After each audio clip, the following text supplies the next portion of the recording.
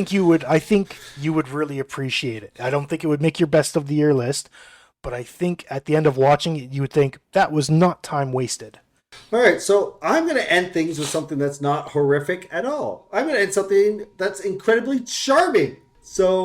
My final movie is called Ride the Eagle, and it is an indie comedy, but it doesn't feel sort of like over the top kind of that indie feeling. It's a movie that it's not mumblecore. It definitely has a purpose, and it's got some surprising star power. And I don't want to reveal all the star power because I knew very little of this movie, and I would just prefer people to be surprised like me. But I will tell you, it stars Jake Johnson, and Jake Johnson also wrote it. He wrote it along with Trent O'Donnell, and Trent O'Donnell also directed this movie. And what it is about is a middle-aged man who he has a band. He lives in sort of a little cabin that's right beside, I guess, this rich guy's house, and they have a very eccentric and very funny relationship. And basically, he has not had any relationship with his mother since she joined a cult when he was 12 years old, and she abandoned him. She tried to reconnect with him, but he sort of was not interested. He's just found out that his mom has died of cancer, and she is going to give him her cabin. But in order for him to get the cabin, there is a list of things he needs to do. So he goes to the cabin and he watches this video from his mother and kind of does these lists. And it's not like this slapstick list. It's not this crazy list. It's actually more about sort of him finding himself. And the list is more of a way, of him reconnecting with his mom. It's something that's more heartfelt, but it is a comedy. So there is some very goofy supporting characters. And again, I don't want to reveal who they are because I think it's more fun for you to find them out. But everyone here is kind of eccentric, and so the humor comes from the characters. There's a little bit of slapstick. I'm a fan of Jake Johnson, and I think if you're a fan of Jake Johnson, you'll like him. He's kind of playing the Jake Johnson character here, but there's a lot of heart. It's kind of like the Vacation Friends here. This again is a sincere movie. It's about forgiveness. It's about believing in yourself. It's about second chances, and I think that's really great. He reconnects with his ex, Darcy Carden, who plays Audrey, who people will know from The Good Place. And she's really great here. I think they got a good chemistry, even though their entire relationship is on the phone. I think it is, it's charming. You can see why they were sort of once had a relationship. And I like the character moments here. I found it really funny. I find it quirky. I find it charming. I actually like this a lot. This could potentially sneak in as my best of the year. So we got another one that I really, really liked. It probably won't, which is why I put it on today. Okay, now I feel like I have to see this film now. I really It's a do. lot of fun. Ride the Eagle. Yeah, only 50 plus audience score on Rotten Tomato. Only not even 100 people, audience members on Rotten Tomato have rated it. Yeah, I had heard the title of the film.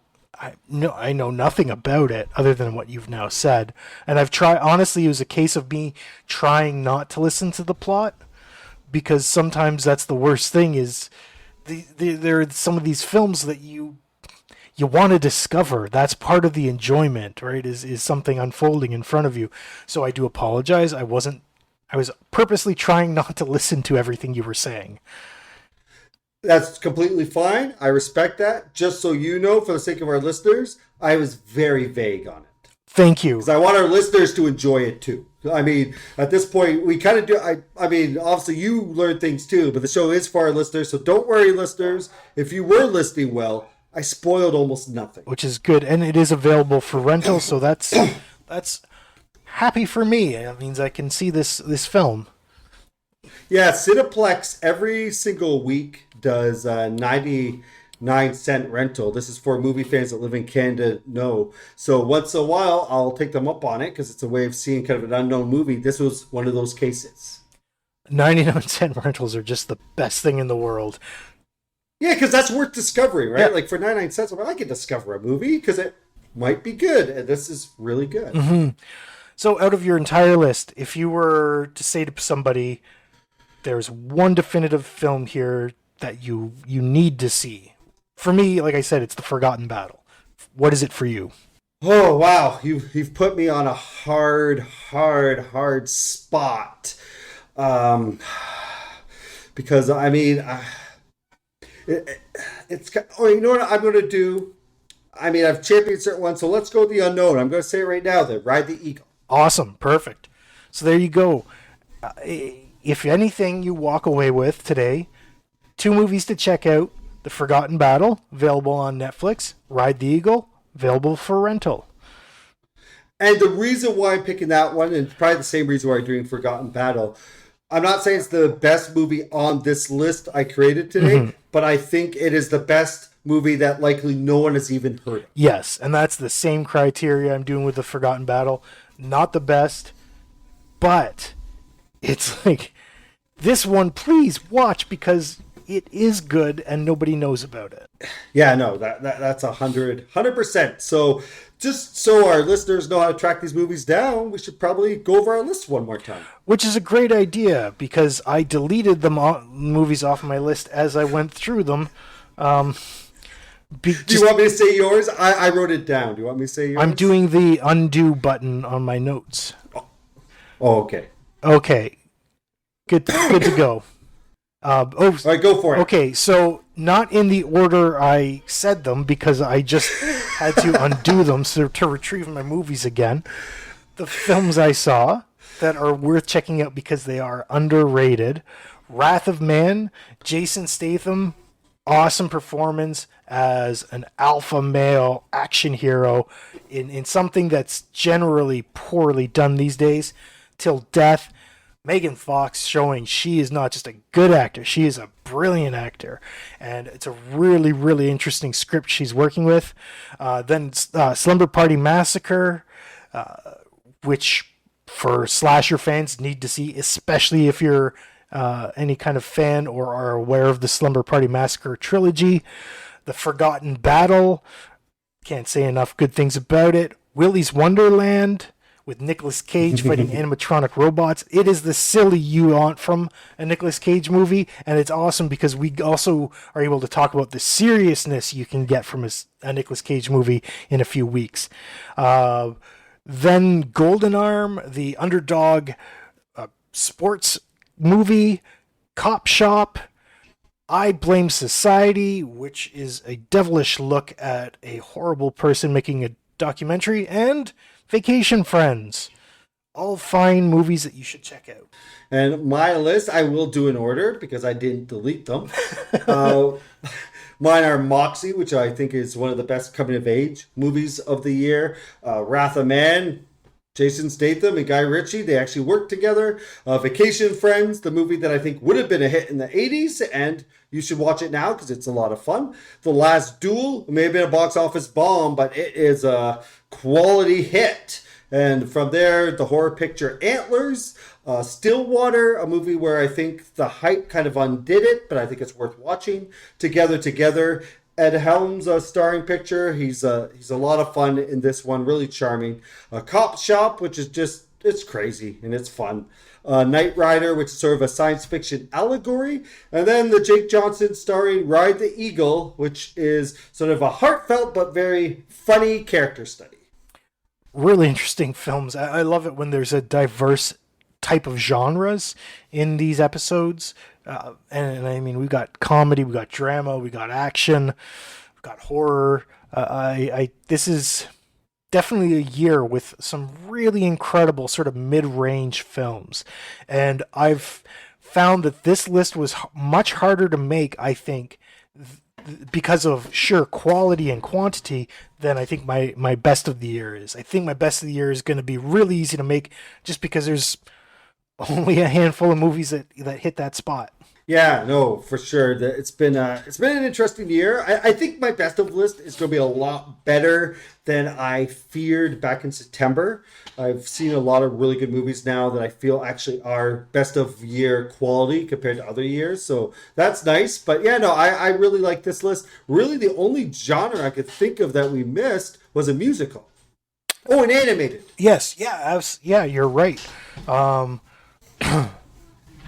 yeah, I think we because we got rom com, so we really did Yeah. hit everything except for musical and animated. You're absolutely right.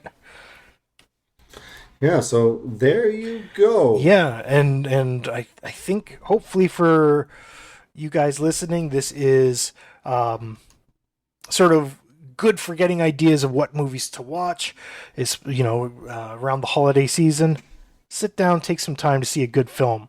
Now, our question of the week. We haven't talked about our favorite 2021 movies yet. We will be in short time. However, our question of the week is, what is your favorite 2021 movie? We would absolutely love to hear from you because sometimes your favorite movie can be a movie that we may not have heard of at all. There are literally over 1,000 films that come out each year that get rated and reviewed. And there are some things that you may have seen that we've never heard of. So please answer this question. Do us the favor, because it might steer us towards something we hadn't seen yet.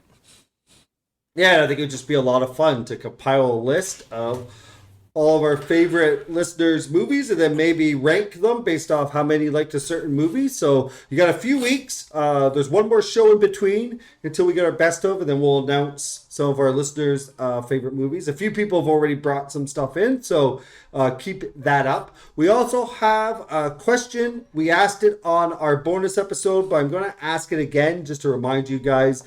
You are deciding the fate of how this show is going to be come 2022. We want you to vote on sort of the two main formats that we have done.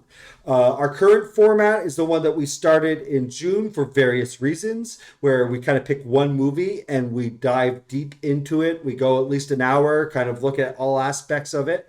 And then another format, which a few listeners have already told me they really miss, was sort of what we called our 5-segment structure. And what the 5-segment structure meant is we usually review somewhere between 3 to 5 movies a week, so we don't dive as deep, we don't go as into it. Then it also means that usually we do at least 2 new releases, and that's one of the things that people really miss. So a Netflix movie or a theatrical, or maybe 2 Netflix movies. So we do that as well. And so that'd be a thing that would come back. And also we used to discuss news and do tributes. And that's the thing people said they really missed. They missed us talking about sort of current events going on in movies. And so with 5 segments, you could do 3 movie reviews and then like 2 topics or all that type of stuff. So you decide, based on what we've heard so far, we are leaning towards going back to our old format. So if that's not what you want, you got to vote so you can change it. There's still time to change the fate. There is. And also, we have an opportunity that we would like to throw out there. We are in need of new theme music. We can't use what we've been using for 8 years now. That's no longer available to us. So it's a bit of a competition to see, if you want to try making a theme song for us, bring it on, record it, send it in. There won't be any financial compensation for it, but you will be credited every episode as the person who made the theme song. Yeah, and we might even use multiple ones, and then we'll just credit each week which one we're using. Jojo Rabbit, we started doing a theme song that Scott. A theme song that Scott made many years ago for what was going to be our revisit episode. We only ever did a Jackie Brown version of it. So I've been doing the Night of the Living Dead kind of theme song, old-timey theme song is what I've labeled it. And so we've done that the last 3 episodes.